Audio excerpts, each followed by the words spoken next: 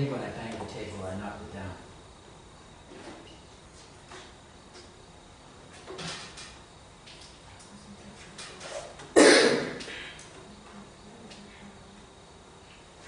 Okay, thank you. Okay, so these are some of the ways that you can kind of introduce theory. Conventional wisdom, what's always been done, says that the way to get the most out of people is to use positive reinforcement. You stroke them, you make them feel good. And then after the ... you'd say, but I propose that the way to get the most out of people is to kick them and beat them and tell them what they're doing wrong. That's the way to really get most out of them. Otherwise, they're just too lazy and content and they don't give you 110%. You start with the theory and then you disprove the theory. Other researchers have found that if we pump money into the money supply, increasing the amount of money, making credit more available, even though we create inflation, we also create high growth. But I have found that that's only true when boom, boom, boom. And if we don't do that, it actually decreases growth rather than increasing growth. You show what the conventional wisdom is, you show what's been done before, you show what other researchers have found and say, but I think that that's not true. I think they've forgotten something. I want to try and show you why another way is better. You start with the theory, and from the theory, you go into your new contribution to knowledge. So, if you look at the third bullet, your point of departure is other people. Your point of departure is what already exists. How something was done, and you're saying, I think it should be done differently. What was considered in terms of evidence, and you're saying, but they didn't consider the right evidence, or they didn't consider all the evidence. When they did their research, that was 20 years ago. Culturally, Rwanda was very different. Now there are plenty of entrepreneurs. Back then there were just farmers, there were no entrepreneurs, but now there are. The data was all based on old questionnaires. Let's do some new questionnaires. So any of those, the what, the how, the where, the why, the when, could all be called into question in your thesis, in your topic. Okay, so at the bottom, your point of departure is the what, the how, the where, the why, the when. You need to be thinking about that. You need to say what has been done before and how am I going to do it differently. When was that earlier data collected? Nah, it's obsolete. Let me show you what's really going on right now. This is what young people in Rwanda really care about. And this is how their habits are going to affect buying Skol beer in the future or something like that. You need to be thinking about that. I mentioned briefly when we saw the four-way matrix about whether you were doing research that was applied research or whether it was pure theoretical basic research. I said something just in passing about deductive versus inductive reasoning. So here I'm going into that a little bit more. There are terms that you may hear, so it's just maybe useful for you to see definitions more or less, so you know when you're starting with a theory and going to practice, and when you start with practice or observations or field research, and from that create a theory. Just so that you know. It's not testable. I've told you there's no test in this class. But it's good to know, and you will hear those terms. And as I've told you in the other courses that I've taught with you, one of the things that I want you to leave any course you have with me having is a better vocabulary in terms of a technical vocabulary for the field we're studying. You should have come out of the leadership course with a better vocabulary of leadership. You should have come out of the supply chain management course with a better vocabulary to be able to talk the technical language of supply chain management. Here, you should be able to talk the language of research. And these are terms that you will meet everywhere when research is discussed. So if somebody says, so it seems like you've been using a deductive approach in your framing of the problem. Deductive? You have no idea what it means. You only embarrass yourself. Okay? So pay attention. This is just something you can flip through later, refer back to, but it's worth knowing. Okay. Now, here we have this issue of topic choice. Now, I know that we haven't asked you in the curriculum of the course of the SFB, of the SFB MBA program to already in June start thinking about your topic. But I'm trying to get you to be thinking already.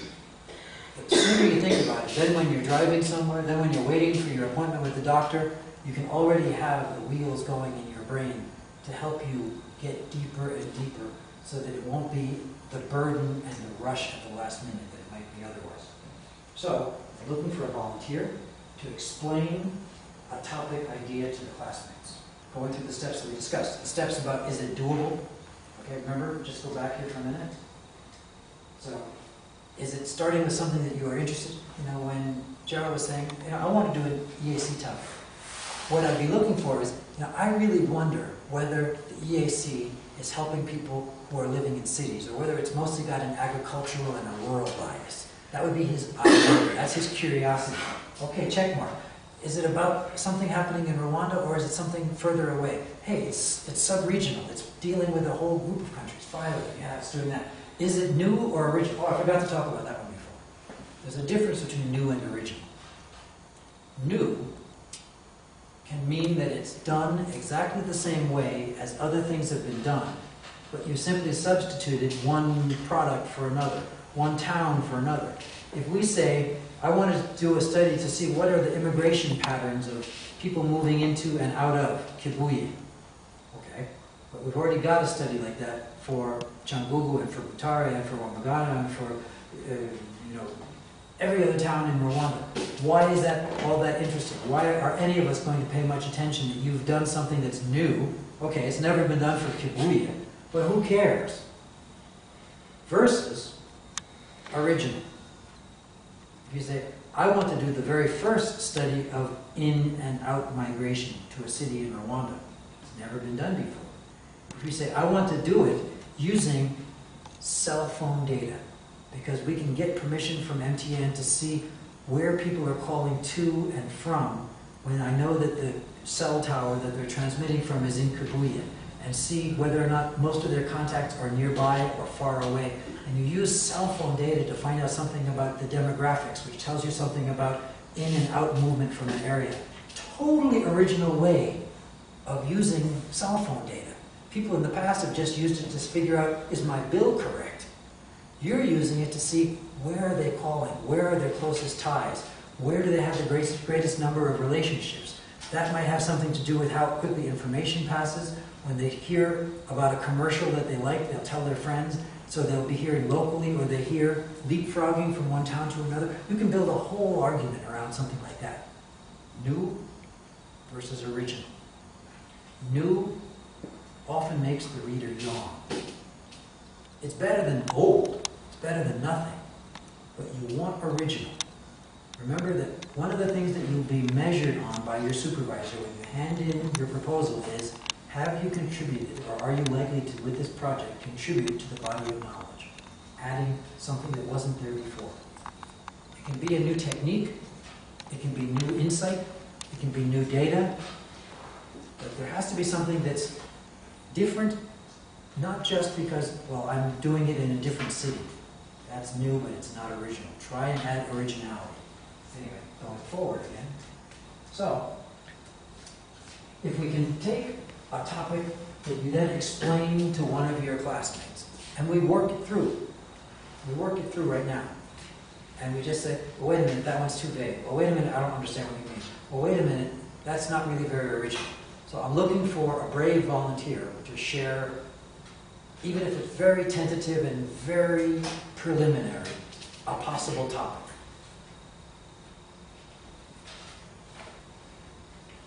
Yes? Sit here on this camera in front. Sorry? I can sit or I can come. Oh, if you want to come home, feel free. You get even more practice presenting. Welcome.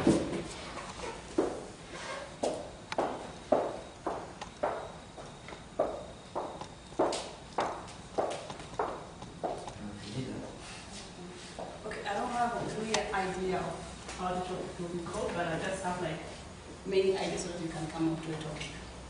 It's about foreign investment in Rwanda, FDI, direct foreign investment in Rwanda, and on how like Rwanda can put up measures so that we can get more money. Because you just find like, if for example like a project come up with $50 million, you find like even if they have invested that money in Rwanda, like 40 million or 45 million, it goes back to their country. That's where they buy the raw materials, everything's come from like outside. So like even if like there's something they can get local in Rwanda, but there are no strict measures like to force investors and other people to spend that money in Rwanda, not to buy from outside. Okay, so if you look at it as some problem that you're solving, Yeah. what would you say is the problem you're solving? The problem is about like Rwanda has to put up measures for investors to spend money in Rwanda. If things are No, that's a prescription. That's what Rwanda should do. What's the problem that needs to be solved? The problem is like investors who buy raw material from outside when they can buy them locally in Rwanda. Okay, I want to make sure that everybody understands her starting point. Her starting point is this idea that foreign direct investment is what I want to focus in. I want foreign direct investment to come to Rwanda.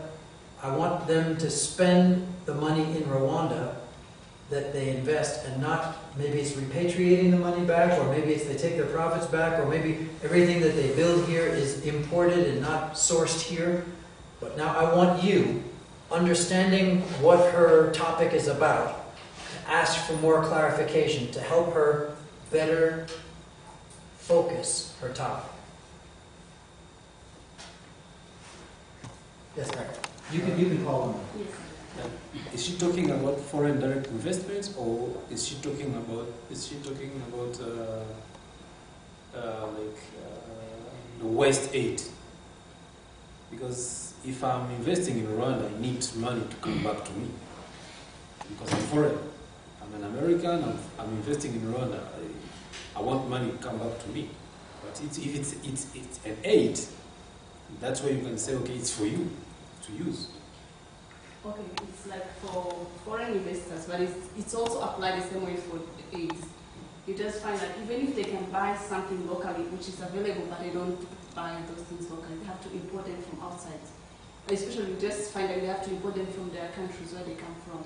If it's an American NGOs, if they are buying, let's say, like computers for work, for children, for SFB students, they have to buy those computers in America.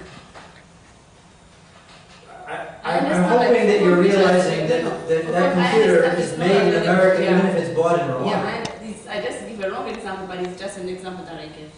Or if maybe they have to use water, what is just like they have to import water from America, where we have like Inyange or Nile water in Rwanda. But water they do buy locally.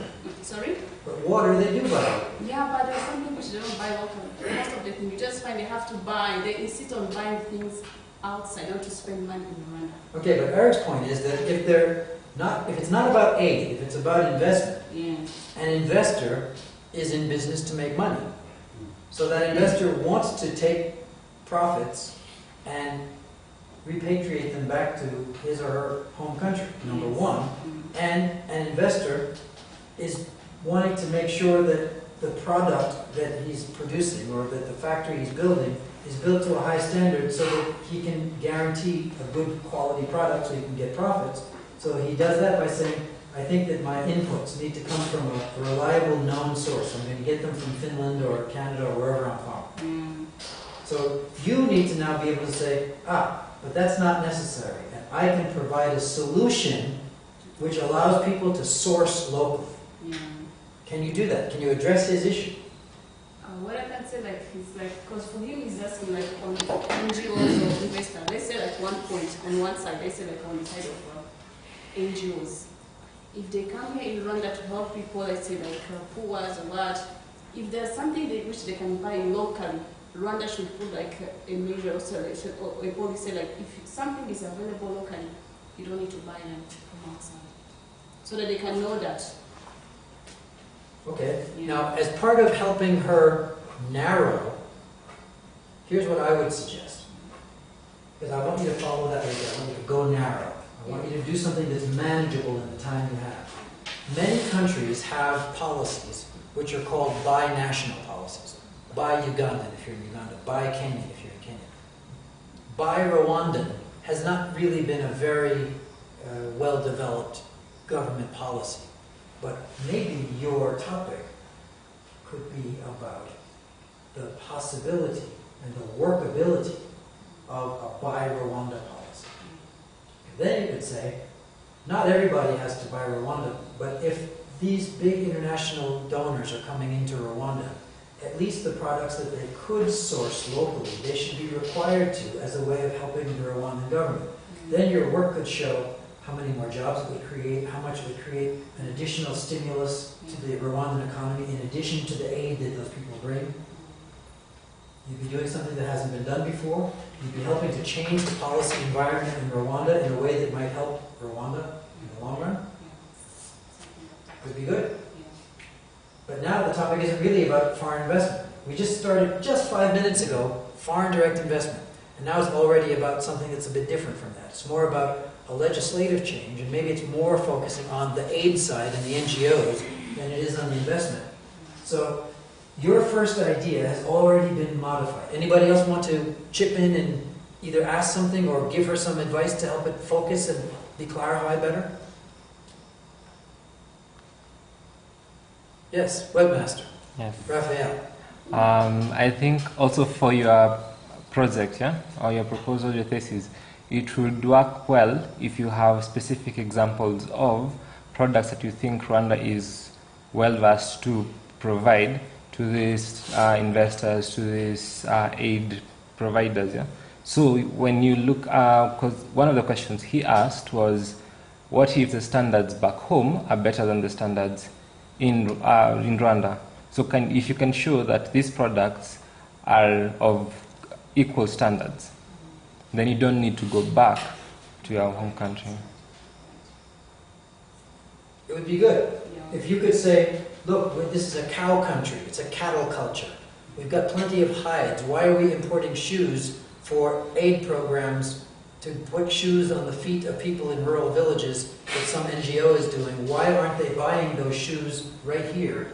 They could order from one of the factories that makes hides and could turn them into shoes rather than importing them from China. Something like that. Yes. And you could say, is it because of quality? Is it because of not being able to meet the orders in a timely way?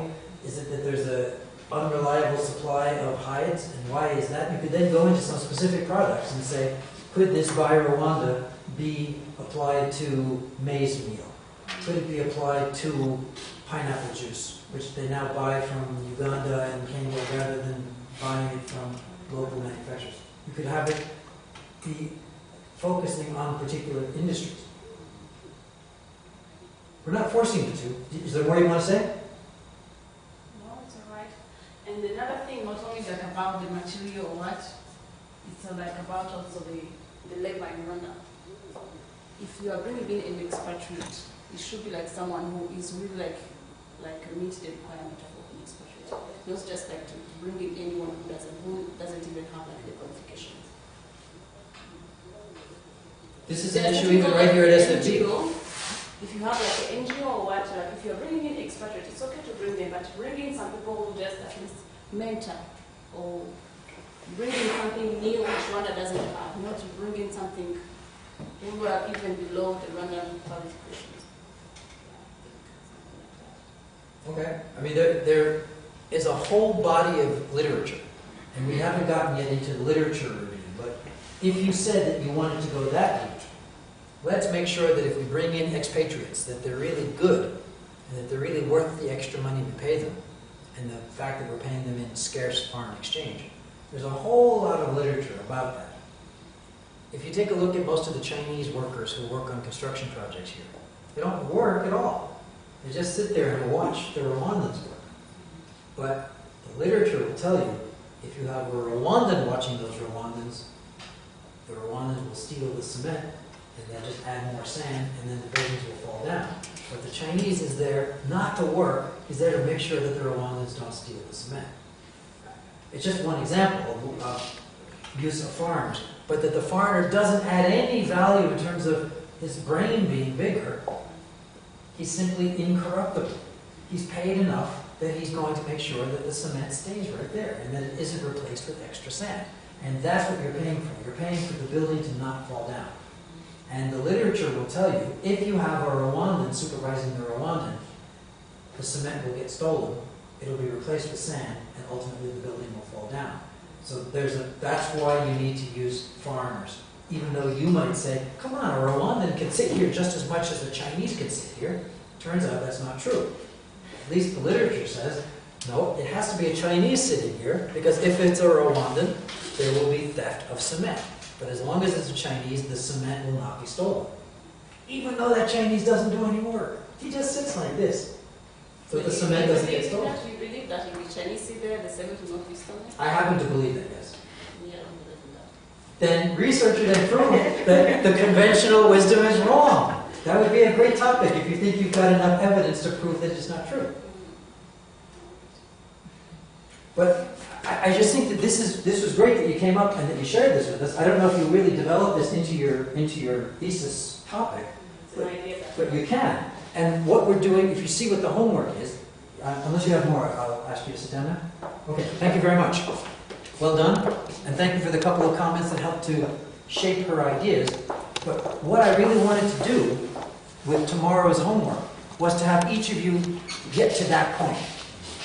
So you come in saying, I may not stick with this idea, I'm just playing around with it, I'm not sure what it is yet, but I think I want to look at the idea of building a shipyard on Lake Kivu so that there can be more shipping on the lake, because we're not really using that resource to the fullest. And part of it is because all we have are little canoes, we don't have any bigger boats. But if I were to look at the cost-benefit analysis of an investment in a port, I think this could be good for Rwanda, something like that. And you just say, that's as far as I've gotten, but I'm looking for the class to give me some feedback as to whether that's a good idea or not a good idea. So we're not that big a class. We can have everyone share an idea just like that. I don't think any work's been done on it before. Every time I go, I take a look at that tiny, tiny little dock or shipyard that they have in Changugu, that the same one ship has been getting built for the last 10 years. I think we can do better. And that's your starting point. And someone will say, well, maybe there's one right in Goma, and maybe it's not an issue of whether there's a shipbuilding yard on the lake, but whether there's one on the Rwanda side. If it's already being serviced by the Congo side, maybe we don't need one. Well, where would the raw materials come from? It would be too expensive to get them to the lake. It's not worth doing. There might be some issues that come up that help you narrow down your topic and refine it in a way that makes it more manageable, more interesting, and less likely to be boring, because you come up with the pieces that are original. So that's what tomorrow is going to be about. I had put here, in case nobody was willing to volunteer, there's a project that I've been working on with one of the other members of the staff here. And I'm not going to go into that one and have you discuss it, but I'll just explain what it is, because it could have easily been someone's thesis. I had given a final exam 2 years ago in the course that I teach for undergraduates in the third year called Practical Banking, where I asked them for their written assignment, their thesis, if you will. I said, if you are a Rwandan banker and you want to extend your network to a neighboring country, which country do you choose and why did you not choose the others? So they have to go into branch banking in a neighboring country. They have to choose one and only one. It has to be a country that borders Rwanda. They have to tell me why and why they didn't choose the others. So what was very interesting was that in a class of 120, 121 or something like that, virtually no one chose Tanzania. Those Tanzanians hate us. Those people are unfriendly. They don't like Rwandans. We can't do business there. So there's this bias that was fascinating. So you can write a thesis, you can then do some analysis of why do Rwandans hate Tanzanians and think that Tanzanians hate them. And then at the same time, it was because of them hating them. They said, we're not going to go to Congo. Those people are all corrupt. Those people are all bandits. It's a war. The war is going to engulf us. It's going to take us over. Why do we want to go to Congo? Forget it. So almost everybody went to Burundi or Uganda. Almost nobody, but for totally different reasons, went to Congo or Tanzania. So just from what we found, and our data was the 120 essays or theses that I got from those students. So I had lots of data. I had 120 data points from college-educated students in Rwanda who all had exactly the same bias. They all hated Tanzanians. And we just were amazed by the results. So we had some raw data to work with that wasn't classified, it was available, it was acceptable. And here in the world of East African community and we're all friends, we had data to show we're not all friends. So we had some very interesting data to work with that was turning upside down conventional wisdom. So that, I was going to say, so help me with this, because we're in the early stages of that research. And I was going to say, that's my topic, and can you give me the feedback? So, since I already got a good example to help get us started, I won't go into mine, but I just wanted you to get an idea of how topics emerge. Where do they even come from? That topic, which will end up probably becoming an article that we write, came from an exam question that we wrote. So, it can come from something that you see. Why is it that there's so many potholes in that city but not that city? Or this phenomenon of big billboards. 3 years ago there were no billboards. Are there no rules on them? Are we going to have billboard pollution soon? You can find topics anywhere. Really interesting topics, new topics. So why don't we stop for the break at that and we'll come back afterwards. In 15 minutes, it's 8 o'clock, come back at 8:15. Okay.